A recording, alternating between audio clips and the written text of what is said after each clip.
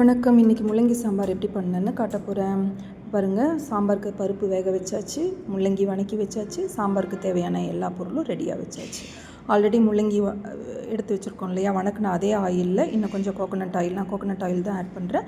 So coconut oil add பண்ணியாச்சு. 2 spoon coconut oil add பண்ணதுக்கப்புறம்